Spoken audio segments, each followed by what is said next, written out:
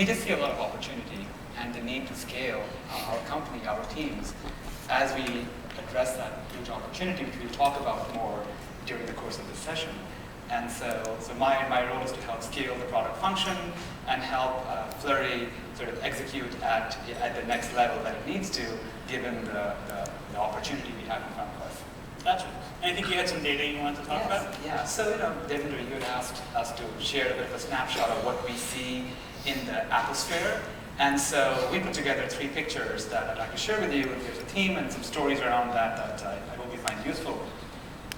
So if we have the first picture up there, that chart just shows the growth, and I should say the explosive growth in engagement that users have on mobile apps around the world over the last 4 years.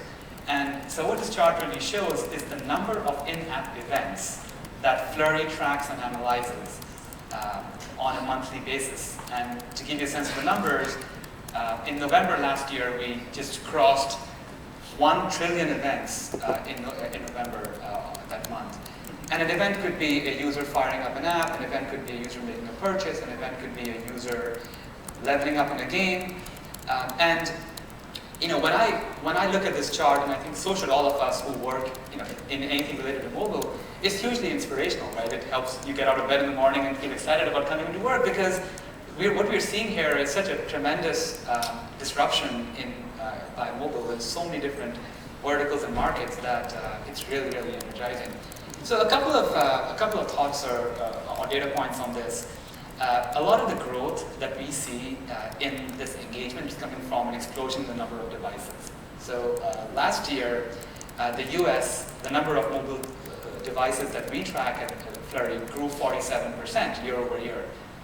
Now, 47% sounds like a lot, but 47% puts the US in the bottom 5% of countries around the world, right? So 47% year over year growth puts the US in the bottom 5%.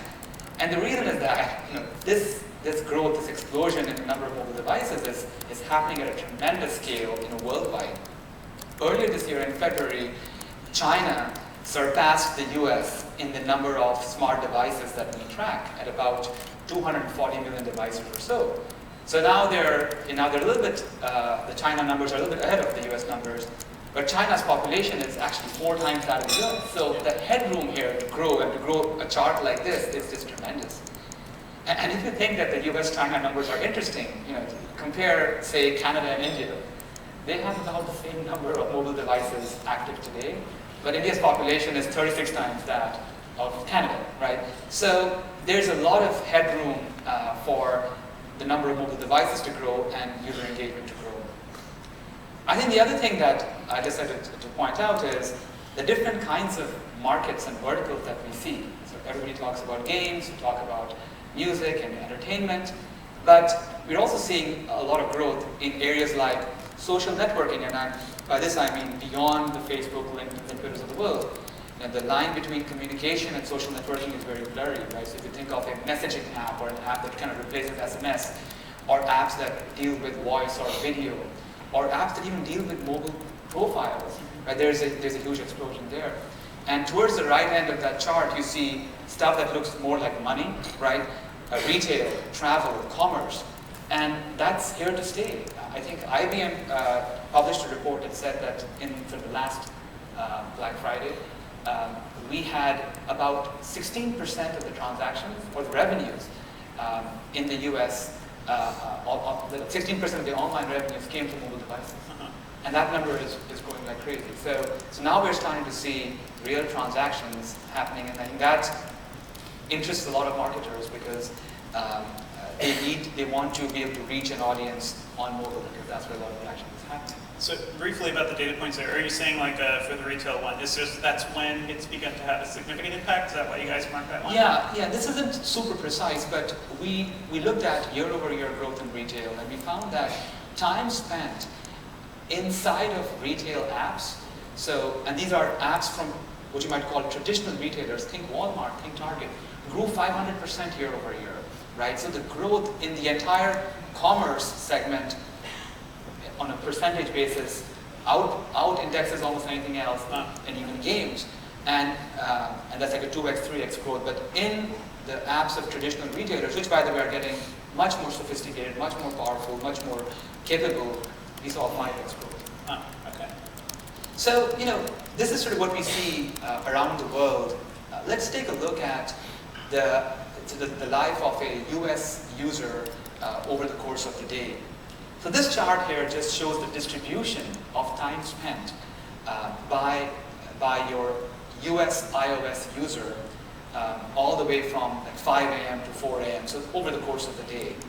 And I find this chart really fascinating because it tells us a few things. First of all, there are folks who just don't sleep, right? And the second thing is that people play games all the time. There isn't any, you don't have a gaming hour. It isn't that you come home from work and then, for an hour you're playing games. It just isn't like that. Metaphorically, people aren't sitting down to a big dinner. They're snacking all the time throughout the day. And that has huge implications for how we think about building products, how we think about marketing to users. The other thing that's interesting is the rough proportions of time spent across different categories doesn't change that much during the day, right? People are playing games, people are engaging in social networking, people are, looking at news almost throughout the day. And if you're a marketer, right, and if you've thought about the traditional way of looking at, say, television, where there's a huge spike in TV activity for 3 or 4 hours in the evening, well, that model doesn't really apply to mobile, right? And you need to think differently about what time of the day you want to reach your users. And I think what we're seeing is prime time is almost all the time. A user might take out a game and sort of snack on that game, play it for a few minutes, in the morning. And if you're not thinking about reaching the user at that time, you're missing out on an opportunity. So thinking about your audience as sort of being on all the time is really important. So talking about audiences, the third picture that I have for you is one of the most important audiences that we have in the US. I guess it's obviously the most important because we wouldn't be here without that audience. Next slide, please. Which is moms, right? So we wouldn't be here without moms, of course. But from a marketing perspective, reaching the chief home officer is hugely important. And this chart just shows how moms spend their time, in the US, broken out by different devices. And again, some very interesting observations. The first thing is, moms are gamers too, right? So if you have this very traditional view of there are gamers and there are moms, and it just doesn't make sense anymore because moms almost play games for as long as the rest of the population, right? The other thing is, well, this is more expected. They do spend time in social networking apps. And yes, on the iPhone, they are over-indexed on lifestyle apps.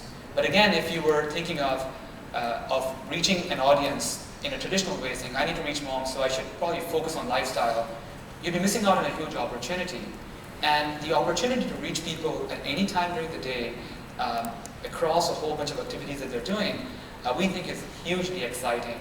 And I think a few years ago, I had this mental model of the perfect mobile advertising opportunity is, the hyper-local opportunity. I'm walking by a cafe and I get a notification that there is a discount or a special on my favorite coffee, and I pop in and I have the coffee and so on.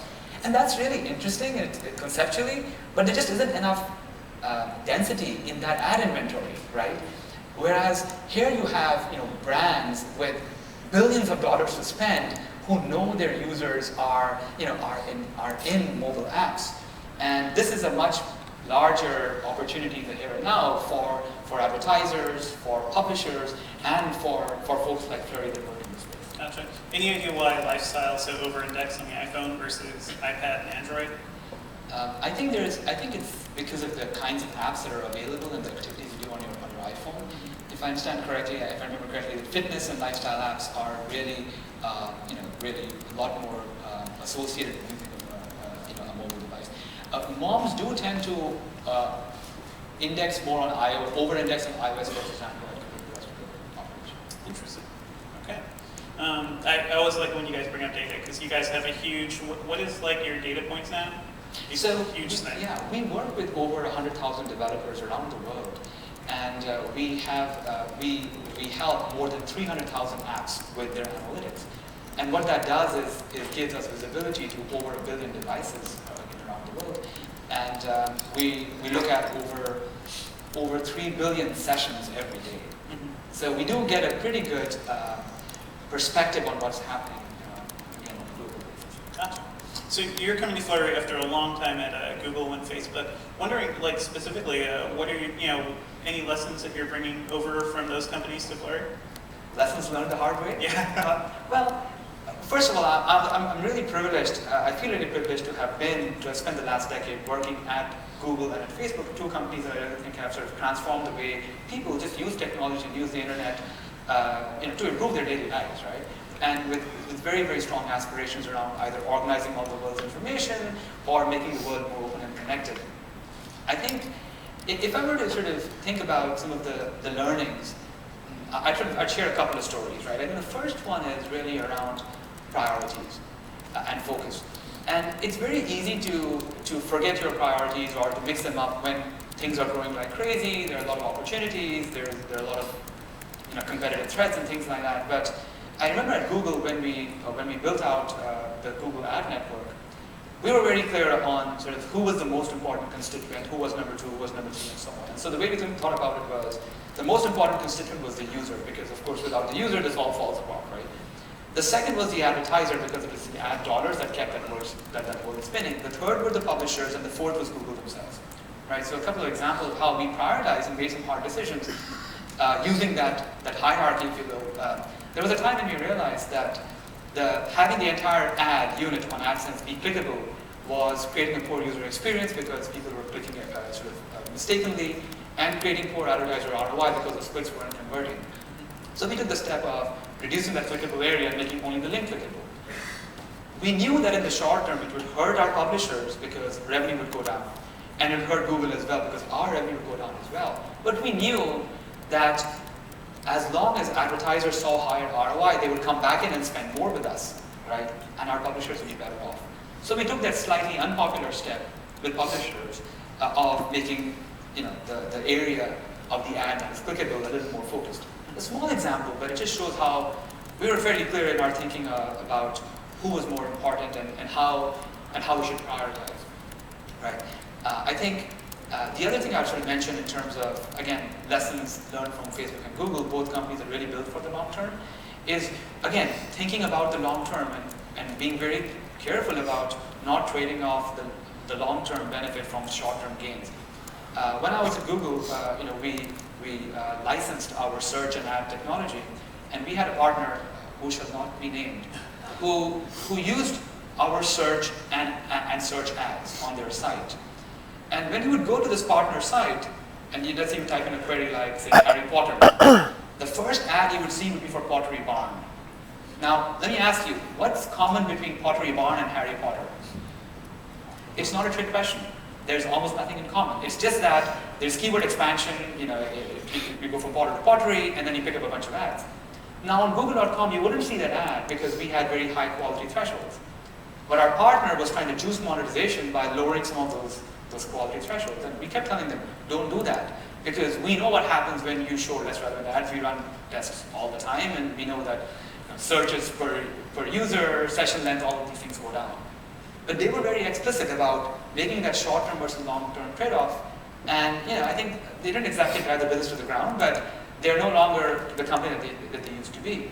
So I think in all these little decisions you make on a daily basis, if you either forget your priorities and focus, or trade off the long term for a short term, you are not going to be able to build a Google or a Facebook, companies that have sort of stood the test of time and that are built for a 10, 20-year horizon as opposed to a 2-year horizon. So key takeaway, don't be afraid to piss off your customers, I guess?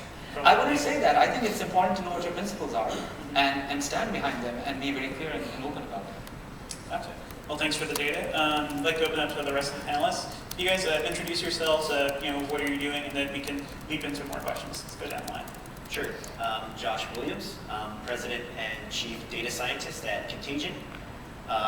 We provide analytics and customer experience optimization tools to mobile app developers around the world. Jeff Drobick, Chief Product Officer at Tapjoy. I just joined actually in last March, so there must have been a run on CPOs because you made a move as well. But pleased to be here. And if you're not familiar with Tapjoy, we're in mobile monetization. We've been in the mobile ad space for quite some time now, and have pretty good scale as well. Matt Gillis, EVP Product Platform at Millennial Media. We are in the mobile ad business. We help advertisers reach consumers, and we help developers make money. Cool. You guys have any takeaways, any debates like against the data Prashant showed, or anything you want to add to that? Well, for the data that we see, I think it reconciles well. Flurry obviously has a large data set. I think one thing we've really seen take off recently, and it echoes some of what Prashant said, was retail and lifestyle apps both getting big growth in engagement and transacted value, so direct value inside the mobile app. And Google also, I think, backed some of this up recently, saying that ultimate online transactions were, the majority of them, just this last year, ended up being influenced by some mobile interactions. So, all the online transactions, happening in the U.S. were at some point, those customers looked at the product or the brand that they ended up transacting with on a mobile device. So, I think beyond what's happening inside of apps, there's just mobile is influencing, our behavior, as consumers across the board and across platforms. Maybe one quick thing to pick up. So historically, Tapjoy has been very dominated by games. So the bottom, I don't know if you can still see the chart, but the bottom gray areas. And coming from eBay, 12 years I was there, there was a big shift in consumer preference around free shipping. You guys all remember that. You probably experienced it yourself. And now the standard is, you go shopping and if you spend a reasonable amount of money, it's going to be free. Well, the shift that's happening in mobile, I think that's kind of interesting, is consumer preferences a year ago were such that 70% of the population were willing to pay for mobile apps, whether that was content or premium content or the app itself. But the affinity and preference was pretty high to that. In the last year, that's actually shifted. So the research we've done has indicated that most consumers will say 70% of them really want the app or the content free, and they're willing to engage with ads or offers that are relevant to get that premium content. So that's kind of an interesting shift. It poses a bit of a problem because with this explosion of devices we just talked about, if you're a publisher, it's like, okay, how do you make money? Right? How do you make money? So you've got a very concentrated population of, let's say, 5% of your user base that's willing to crack their wallet, spend a penny or a dollar, right? So make money via in-app purchase. What about the other 95%? And so I think that's where you've got to look at advertising. In our case, it's a case of value exchange where there's some exchange of value to the consumers that they can get the premium content and hopefully engage with the brand that's relevant. So I think, very much agree with the trends you're seeing. We hit about 1 billion devices last year, so the trends are right there. I think it's interesting to see people move into the higher parts of the spectrum where you're going to start to get into commerce, you start to get into payments more, you start to get into other apps, and then how the broad consumer preferences will play out. Yeah, I would agree with Prashant that I question whether people are actually sleeping. When I look at our business, and Jeff talked about how developers have a need to make money. We paid out over $100 million in 2012 to developers. That to me is validation that there's this massive market shift, not only from an advertiser perspective, the dollars flowing into the market, but from a developer need to make money from their efforts. But then I also sometimes like to take a step back and think of ourselves as consumers and how we are shifting our usage to apps. I took Uber here yesterday. I deposited a check through an app on Wells Fargo last week. And I, like probably most everyone else in this room, have a massive addiction to Candy Crush. And I am the definition of the daily active user. So I think user behavior, when you look at the folks in this room, we're all really close to the industry, yet we're all still consumers at the end of the day. And just think of your own habits and how that's shifted in the last year. Gotcha. We sort of created a new word for this panel, the Apposphere. What is the state of the Apposphere in your opinion right now? It's like the State of the Union. State of the Union good? Well, I think it's certainly experiencing explosive growth, but I think there are along with that growth there are a lot of pain points for app developers and really for big businesses that have existing physical and online web operations. They're trying to figure out mobile, and so I think that's where certainly for us at Kontagent, and I think all of us, we try to help businesses really understand how they can leverage mobile apps and create better customer experiences and really shift their businesses to mobile and really kind of catch up with where consumers are spending their time. So I guess for me, the overall state of the union is massive growth, massive opportunity, but actually a lot of challenges in figuring that out. And for me, that's actually very, very exciting because you get to help hopefully be a part of businesses figuring that out and creating better and better consumer experiences.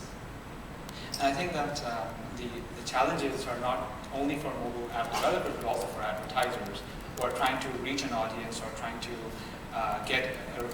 or reach their customers in a way that they can understand on mobile. And so, we've talked about sort of the fragmentation of user experiences across all these apps, but then also the value of being able to reach your user wherever they are, whatever they're doing, and so the value that folks like Flurry and other players can add in helping advertisers, whether they're performance oriented or brand oriented, reach that same audience. So, for example, if you could reach a certain audience with, say, in 3 TV shows, you might need 500 apps to get to the same scale, and that can be a little daunting for an advertiser. Gotcha. What do you guys think is still missing in the mobile ad world? Because I keep hearing when I talk to people about challenges, we still don't quite know how to make an effective mobile ad, I guess, but we're learning. What have we learned over the past year, and what are the big challenges right now, too? Why don't you go first, Mel? I still think that there's this, as Mary Meeker's slides say, there's still this massive gap between time spent and dollars. And so what's missing to me is more advertisers seeing the value of mobile. I think there's obviously significant validation that mobile is real. There's lots of companies making lots of money on mobile. I think of, I think we've got to overcome that hurdle of time spent. I think mobile is often been called the third screen. There was a company called Third Screen Media back in the day. So mobile now, we were talking backstage about it is the first screen. It is the one that when you walk into Starbucks, people don't talk to each other anymore. They're sitting with their faces in their phones. And I would hazard to guess that the tablet is the second screen, right? And so it used to be kind of, TV first screen, PC second screen, mobile third screen. I think it's mobile first screen, tablet second screen, TV third screen, and PC, where's that going? I mean, I haven't used my home PC in over a year now. I come home, I put my mobile phone on the charger, and I crack up my tablet. And I sit in bed at night, and I use my tablet. So I think we've got this big gap that I think advertisers are actually seeing. It is time spent on these devices, and I think you're going to see massive adoption in mobile advertising. And I think there's a couple of just practical things that make mobile a little harder, right? So the device tracking is different. You've got different platforms. The device IDs are changing, right? Apple obviously made some stances around how they deal with advertiser ID, and we all respect and follow that. Same thing on Android. So I mean, there's complexities there. There's tracking complexities and figuring out how to basically target to make the ads more relevant.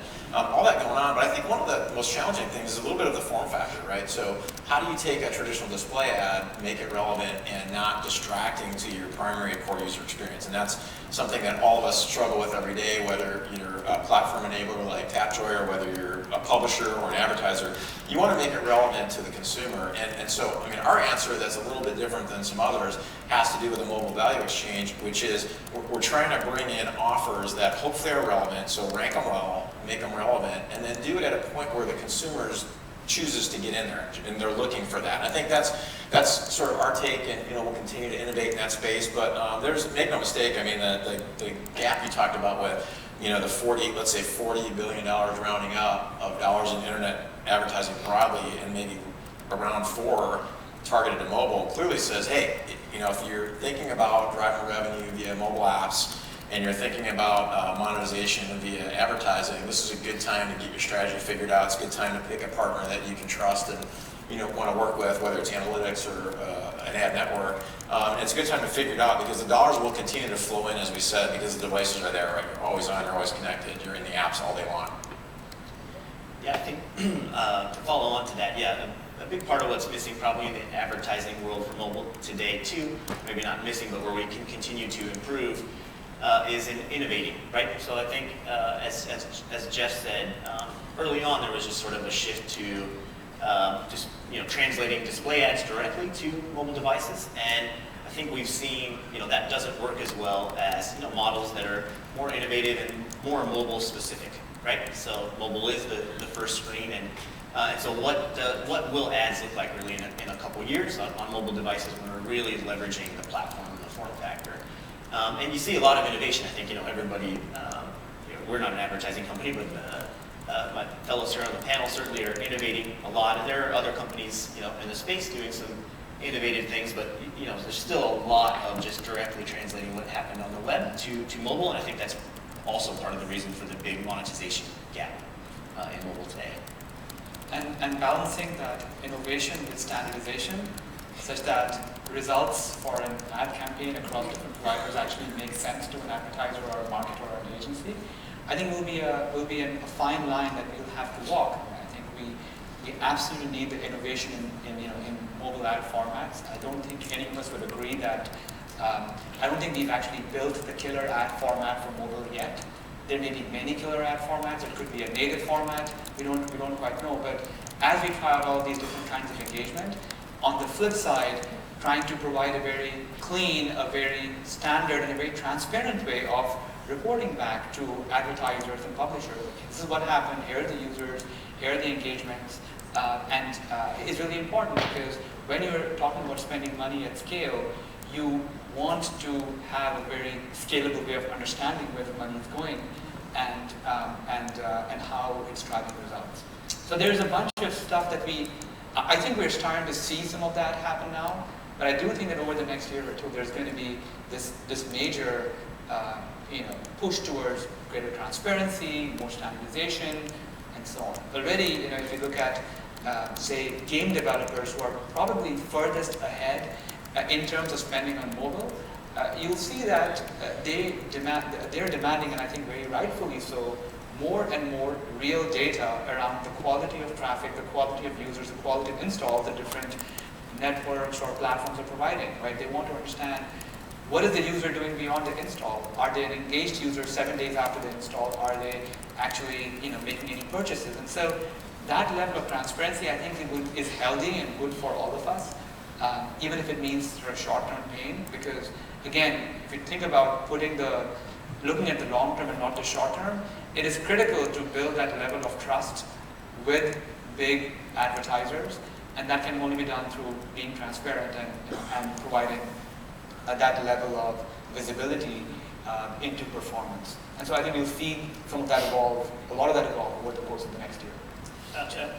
I feel like every time we talk about mobile apps in general, you also have to ask about the mobile web. And what does that mean? Clearly, mobile apps are a big business and a ton of ads there. But what does this mean for the mobile web? Well, I'll offer an opinion. So between eBay, I went to a B2B tech media company, and we had this struggle. We said, hey, we've got to get a mobile app, a mobile optimized experience. Do we do mobile web? Do we do native apps? Right? And there's probably people in the room here that have very polarized views on it and have tried both sides. And we try to make the mobile web work, and I think our learning was that it depends on how much of a rich interactive experience you're really trying to get to, right? If you're consuming basic content, you're reading news, you're keeping updated on things, mobile web, you can get some great experiences out there and deliver a value prop that's good to your consumers. If you want to go farther than that, and you want to get to some really interactive things, let's forget games for a second. Obviously, that native is far ahead of anything you're going to do in a regular browser. But so I think it all depends on your industry and what you're trying to deliver to your consumers. The answer on that. The challenges do get tricky there on a mobile device when you're trying to mix a consumer from a mobile WAP experience and get it to an embedded app and link IDs. And it's just, it gets back to my point earlier, it's a little tricky. So I think if you're not in this space yet, you got to kind of pick a path and then follow it. But that would be my advice would be just decide based on how fancy and interactive you really want to make those apps. I think the industry's really pushed like intentionally pushed users like us towards apps. I mean, I'm a mobile web guy for certain things, and I'm an app guy for other things. And now I think for me, the frustrating thing is that when I have gone to the mobile website and I continually get that pop-up that says, hey, by the way, we got an app. It's like, well, I came here because I want mobile web. And so I think the industry has kind of gone overboard in really trying to shift app usage behavior. For us, I mean, 90% of our traffic is app-based traffic, so definitely users are embracing apps. But I do think it's a consumer choice, and I think it's up to the mobile websites to try and do both. And if somebody wants to use your mobile website, offer them a great mobile optimized experience. And if they want to use your app, great as well. At Flurry, we look at both apps and web. We launched our mobile web SDK just recently. So, I think that the big bet that we're making is on mobile, right? And clearly, apps is where a lot of the action is at, but we're not necessarily religious about only being focused on mobile apps. Gotcha. One thing I wanted to ask too, this one's for you, Jeff. How are incentivized app installs looking today? Like, I remember that was a big deal a couple years ago. Kind of got into a little trouble with Apple and the App Store around that. How are things today? Yeah, I think I guess my view on it, I wasn't with the company in the prior case, but if you get back to what are advertisers trying to achieve, right? Whether it's a game developer who's acting as an advertiser, what do they want to achieve? Well, they want to grow their DAUs. They want to acquire and grow their active users first and foremost. Then what else do they want to do? They want to make money, right? And that's it, and then they funnel that back into making better games and better content, and it fuels itself. And so in today's world, those are still the same two fundamental things I think that audience is trying to do. It's trying to grow and optimize their DAUs over the long, and they're trying to make money. And so there's different ways and tactics to do that from an advertising perspective. I think if you do it in a way that's consistent with the policies that Apple or on Android have, then you're in good shape. And I think as long as you're doing things that are good for the consumers, then there really aren't issues. So, from a Tapjoy perspective today, if your objective is to drive DAUs and long-term value in that manner and acquire users, we can do that. There's lots of different ways in the funnel of consideration to do it. And if your objective is to, bring in a creative additional revenue stream via advertising, and you choose to go that path, then there's options to do that as well.